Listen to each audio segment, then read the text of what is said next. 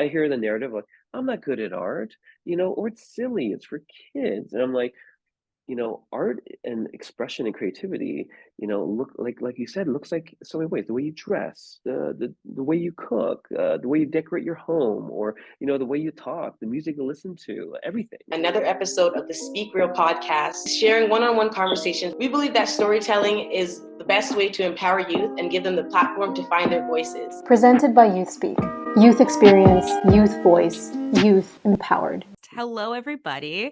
I'm your host, Carson, and I'm a facilitator and speaker with YouthSpeak. And today I am here with David Cho. How are you doing, David? I'm doing well. Thank you for having me. Exciting to be part of the pod as well. Yeah. Thank you for coming on the pod. We really appreciate it. Before we jump in, we just want to give a special thank you to TD Bank Group for supporting our online programming. So with that said, David, can you introduce yourself and what you do? Absolutely. So it's really interesting.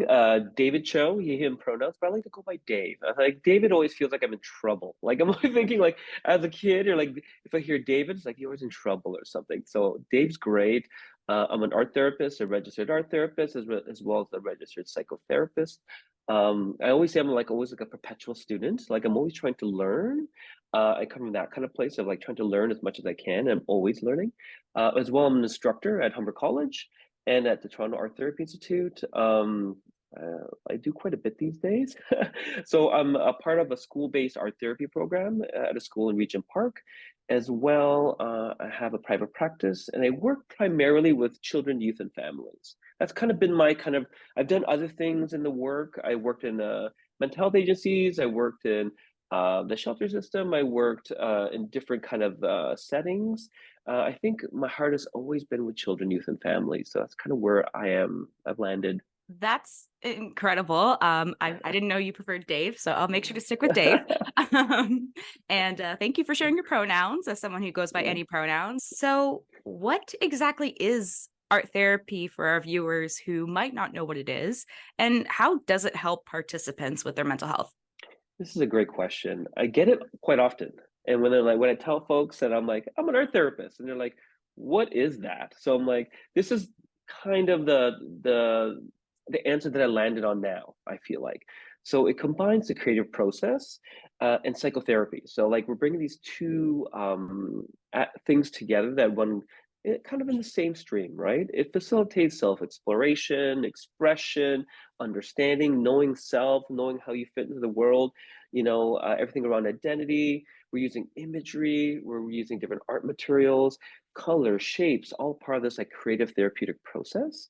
So really interesting. I always say like when we're able to give language to experience thoughts, feelings, and give it some context, it can be so empowering. Like, oh, that's what that is, or just the process of art making itself be quite healing, grounding. Things that are inner processes. I always feel like artwork is a snapshot of our inner process in that moment. And I think sometimes we kind of take it for granted, like I'm doodling or I'm doing this or I'm doing that. And I think if we slow it down, it's quite profound. Like, we're drawn to art making. And I think I'll talk a bit more of that. I like to weave that in too. Like a part of being human is being creative. And art therapy really meets people where they're at, right? Whether it's spontaneously bringing young folks into the art room or it's in a group setting or it's maybe a bit more directive, it's really kind of building on the strengths and the interests of people that we work with. So also like to be quite fun at the same time. I could put that in there too. Yeah, that's really interesting. I've done a little bit of art therapy, and I found that a lot of it was focusing on like the shapes. So when you mentioned that, I was like, oh, that I remember. That's really, really cool. How did you get into art therapy specifically? I think my journey is really interesting. It wasn't a linear one. I used to teach a course around like a transition to work, and Mhm. I was telling students and folks that like my journey was not so linear. So, I started out high school, went off to university. I got into like sociology, and I was like, okay, did that for a bit, and then I kind of left school and went to the culinary world for a few years. And that was like something I was really passionate about. And I think what I did in that moment was like, okay, well, I've done this, and I feel like my heart is leading towards school again, education. And when I went back the second time, I think it was different. I was in a different place in life. Um, it was such a like a safe place to kind of just like think, out of the box, critically. I graduated, went to the Toronto Art Therapy Institute. It was really interesting because I heard about art therapy while I was in school. I minored in thanatology, which is like bereavement studies. Seems Oh, quite morbid, right? It's about the study of death and dying. uh-huh. Um, and I'm thinking about loss work because I do a lot of grief work, loss work. And I heard about play therapy, art therapy, and in my readings and the things I was studying. And a friend of mine was at the Toronto Art Therapy Institute and was like, "Hey, what do you think about this? Like, you've always been creative. Like, you've always been someone to try new things, and like maybe this is the fit for you." So I really took a leap of faith and enrolled in the school and just really fell in love with it. I felt like I really found my people, like the people that really were similar minded, and I found like an avenue to connect with community, myself, do something really, really I felt was very important, right? In a lot of ways. Not saying that's better than or less than anything. It's just for me, it was really more of a purpose. And I thought, you know, this is like a really good place to be at, and I feel really comfortable here. So then I was off and running, and I've been in the field for maybe close to 16 years. Doesn't seem Mhm. that long, Carson, but it feels like a long time sometimes. I've done like a diverse kind of type of work. Working in the school system, working in art studios, working for in different mental health agencies. I really got into community work and program development, like really kind of building things out that communities would really benefit from or wanted or needed. And with that advocacy work was really, really beautiful and important to me, and that it still is to a lot of ways. Yeah. Yeah, it sounds like you've always kind of had a desire to do something creative, especially with going into culinary first. But with the art therapy work that you do, you have found a way to intersect that creative piece with helping others. I think that's fantastic.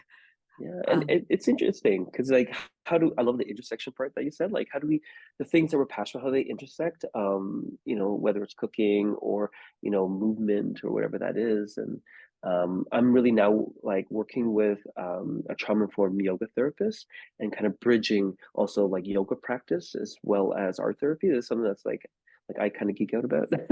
So it's like really kind of taking these intersections of stuff and doing something that makes sense for folks I'm working with, and something new. That's something I'm like really jazzed about as well.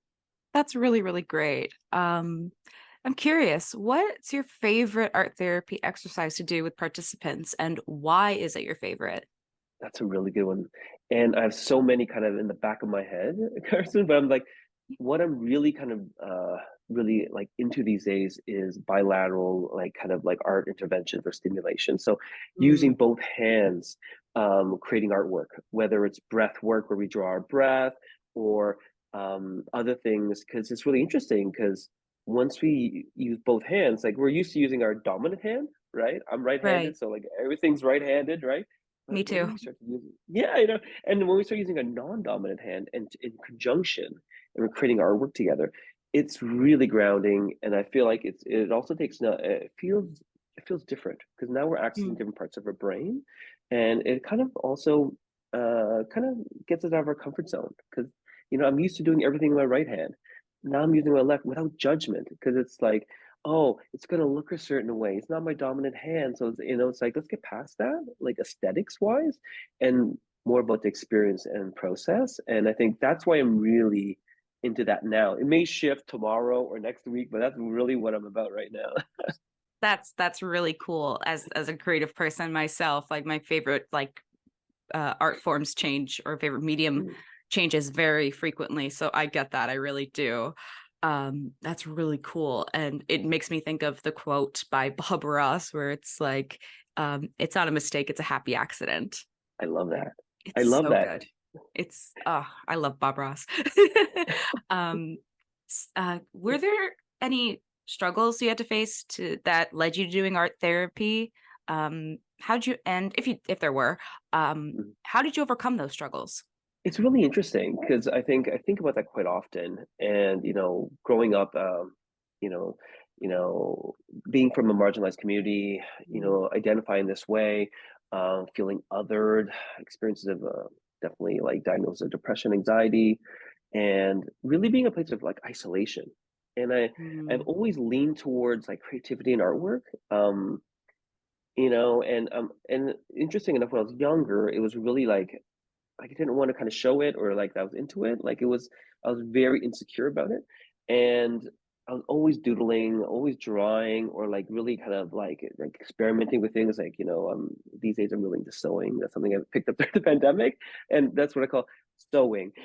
It's really just kind of trying to figure these things out. And I think, you know, um, what helped me, during those times of struggle, it was really kind of finding my resilience and my voice within artwork. So, getting support around the things that were going on with me, at the same time, like having people around me that really were into artwork, right? And gave me kind of the permission to be myself and be authentic around artwork. And I don't know. And once that kind of happened, it just kind of the floodgates just opened, and I was able to explore all aspects of what made sense for me around artwork. So um, I've always found artwork to be quite grounding and healing. Like it's mm, something I feel like, I identify as Korean. And I think, when I think about kind of the history of Korea and also my people's about like artwork, and then with many folks out there, like artwork is been so woven into identity and culture. And I think what I'm really kind of like jazzed about these days is like finding like kind of how art looks like, in different places, and trying to explore that a little bit more. So I think for me, artwork was the one tether for me, like really helped me find like-minded folks and my peoples. And I feel like I'm really plugged into the art therapy community, which I love, and now I have an opportunity to give back in a lot of ways as, as faculty and as like a supervisor in some ways, and mentoring and whatnot. So I think it's this full circle moment of like kind of learning and then coming back, and then also feeling connected to that community. yeah, I relate to a lot of what you just said there, as someone who's part of the 2S LGBTQ community. It's that sense of community and that sense of belonging really does help with feeling like you can go forth and do something creative. And especially when people kind of, I guess the best word I can use is creative work, um, which I find so ironic because creativity is all around us, like advertisements you see, that's creativity. That's part of the whole thing. And I think if people were more aware of how much creativity was integral to the culture and the everyday lives that we live, maybe that old idea can, maybe change. Um, I'm curious, what was the best advice you've received from someone else? And I was thinking about that recently, and it's I find to give it a bit of context, I'm very much a go, go, go type person. Like I'm always on to the next idea or something I'm thinking about or something I'm interested in or the work. And I also think about the kind of culture we live in, right? A very kind of Yeah. fast pace. I live in the city. I was born in Toronto, city I love in so many ways. I feel so connected to. Also, there's this vibrancy which I really love, but also it's a lot. So something Mm, that someone has told me recently was like to be slow, to be still, to move forward. And for a second, I was like, I don't know about that. Like, how am I supposed to move forward if I'm just going to be still and slow down? right. And I thought about it, I was like, you know what? Like the noticing work and slowing down, right? Those beautiful moments of just reflection or just kind of like taking a breath. And in terms of my own wellness, and as well as appreciating the things, like bringing gratitude and compassion in those moments. And I was like, oh, I like it. And for me, it was kind of also I've never been really comfortable in that kind of still place, and I encourage Mm, that with like my students. I encourage that with the people I work with, that finding moments of stillness, like if it's on a pod, just like kind of just being in here, not thinking about tomorrow or yesterday, what's for dinner, even though I'm hungry. It's like, am I truly present? And I think that's something I'm really trying to kind of make more space for in my life, because Right. um, always the pull is to go faster, to produce more, or to somehow meet an expectation internally or externally. So there's beautiful wisdom that comes from being still, and that allows Right. me to move forward intentionally rather than I'm going to move forward. I'm like, oh, maybe I should have done that. Or it's like really being very thoughtful around that. Yeah.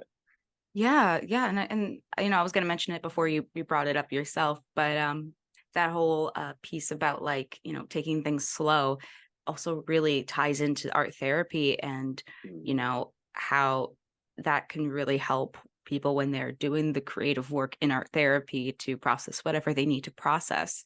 And I always find it so interesting how in life we always come into contact with certain situations where you know we are sharing a lesson that we also need to learn, Mm. you know?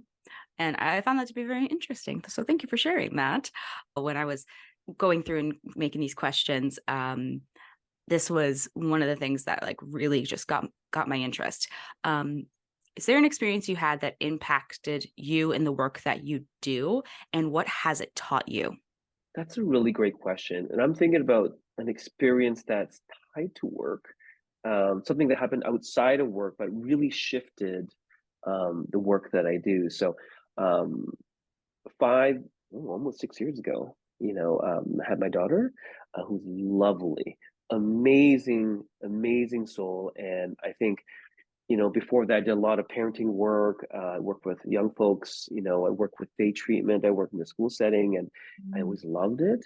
I think when I had my daughter, and just the light and energy that she brings, and the lessons I learned, and it's really interesting because then I started to do a lot of kind of attachment based work with families, so parents and children through artwork, right? Mhm. And the same kind of thing where I think as adults, I can only speak for myself, is that as you get older, you get more focused on the aesthetics of it in terms of artwork rather than the process. You're like, and you have these, oh, I hear the narrative like, I'm not good at art, or it's silly, it's for kids. And I'm like, art and expression and creativity, look like you said, looks like so many ways. The way you dress, the way you cook, the way you decorate your home, or the way you talk, the music you listen to, everything, right? So I think bringing parents to like a childlike, not childish, but like a childlike place allows them to be playful, also connect with their children or child.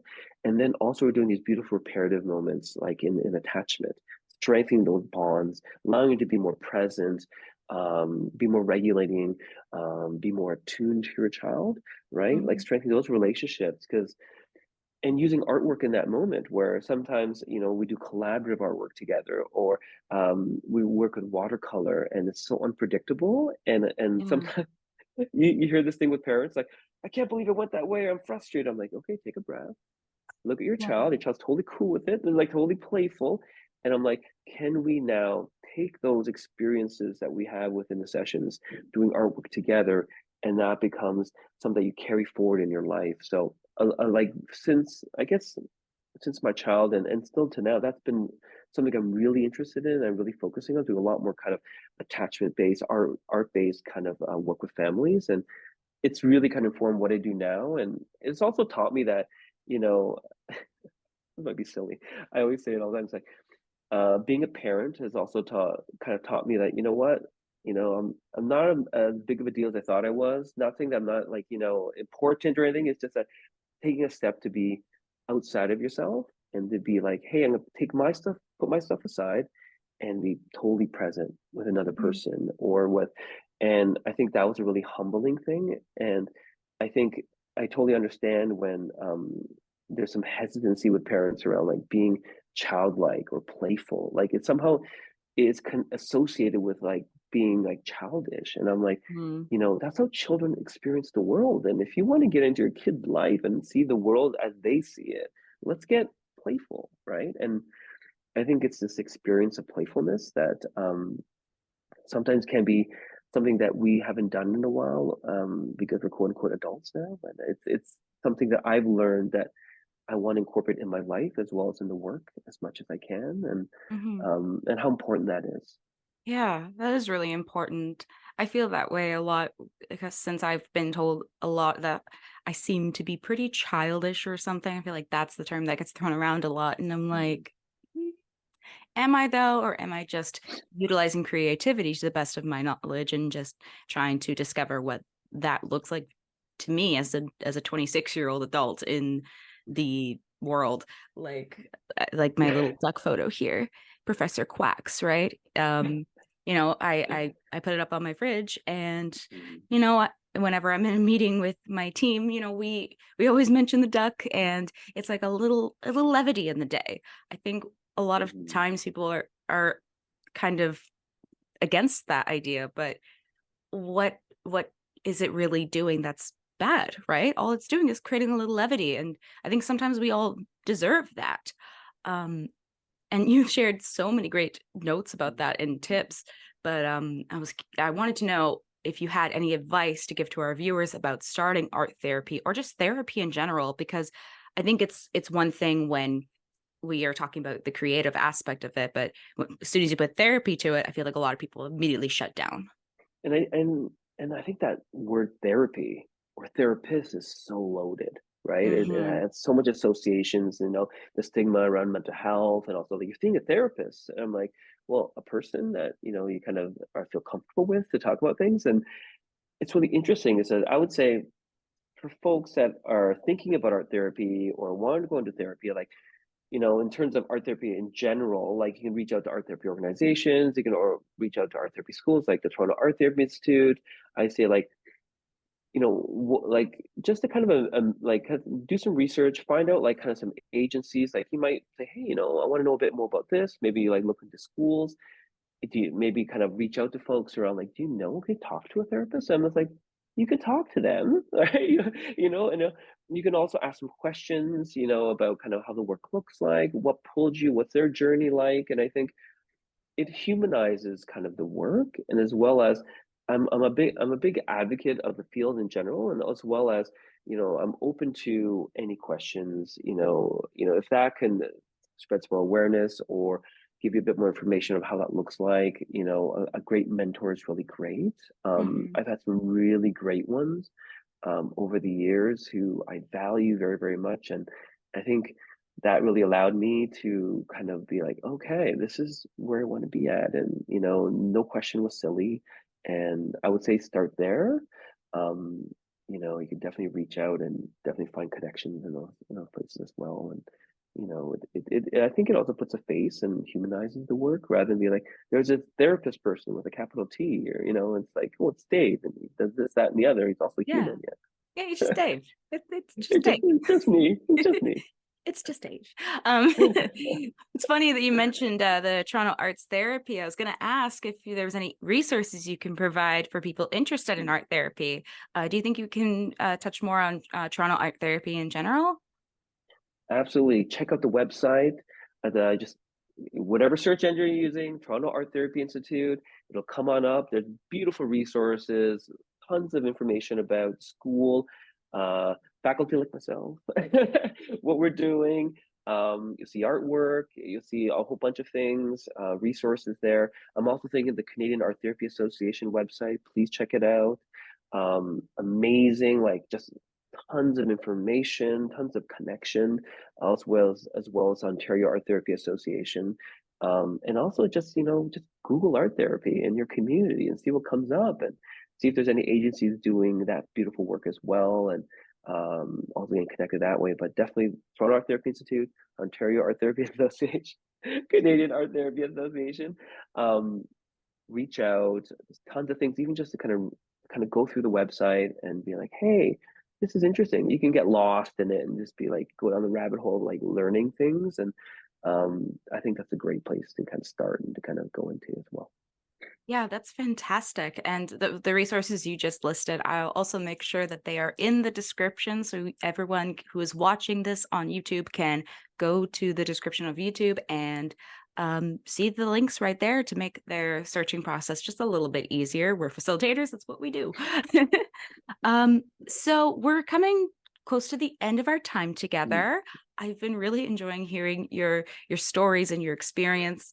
And I love quotes. I am a big quote person. And as a writer on my off time, I loved hearing people's quotes. So to end off this episode of the Speak Real podcast, what is your favorite mental health quote? I don't know if it's a mental health quote, but it may be an art quote that ties Okay, into that works too. yeah, it's something interesting that I heard recently, like creativity is humanity and to Oh, create is to be human. Yeah. oh, uh, I love that. I love yeah, that. right. Something about that really struck a chord with me. And I was like, yeah, like, to create is to be human, whatever that is and what that looks like. And I think the more I'm in that creative space, the more I feel like I'm grounded around my own mental health or like wellness in general.